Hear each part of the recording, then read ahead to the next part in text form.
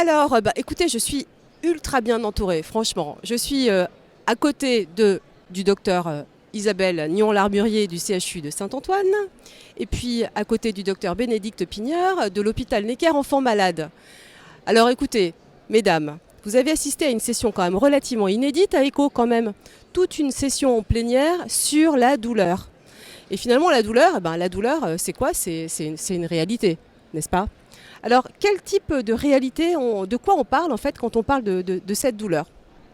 Alors le conférencier a bien différencié deux types de douleurs, les douleurs liées à l'inflammation résiduelle dont il n'a pas parlé finalement, qui nécessite une escalade du traitement, et les douleurs chroniques du patient qui est en fait en rémission profonde et qui va présenter des douleurs abdominales qui vont rentrer dans le cadre d'une IBS, c'est-à-dire de troubles fonctionnels intestinaux qu'il va falloir identifier avec le patient et prendre en charge. Alors, quels sont les facteurs de risque finalement qui sont liés à cette douleur dans les MICI?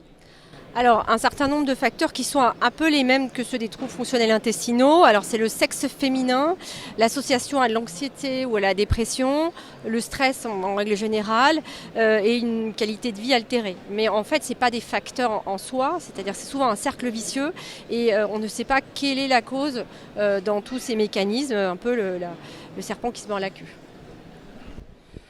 Alors, effectivement, dans cette session aussi, l'idée c'était finalement de savoir mais qu'est-ce qu'on peut faire contre la douleur abdominale. Donc, plusieurs pistes.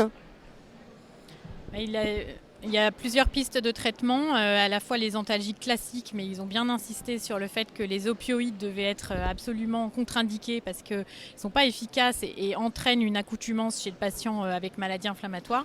Mais par contre, vraiment se focaliser sur l'axe intestin-cerveau et les différents marqueurs qui peuvent être traités par les antidépresseurs et notamment certains antidépresseurs plus ou moins sélectifs de certaines molécules. Des antidépresseurs qui ne sont pas forcément contre la dépression, mais vraiment qui vont agir comme des neuromodulateurs. C'est ça. Donc on les utilise à des doses en fait inférieures à celles utilisées pour la dépression et ils vont cibler certaines molécules neurotransmetteurs comme la sérotonine par exemple en fonction un peu de l'atteinte de l'axe intestin-cerveau. Est-ce que c'est les voies ascendantes, les voies descendantes, etc. On va devenir des psychiatres gastroentérologues.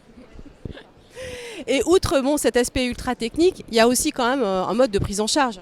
Oui, c'est la prise en charge centrée sur le patient et non les symptômes. Et d'ailleurs, dans son premier topo, elle a insisté, écoutez et reconnaissez que vos malades se plaignent de douleur et ne vous focalisez pas seulement sur la MICI. Ça, c'est très important.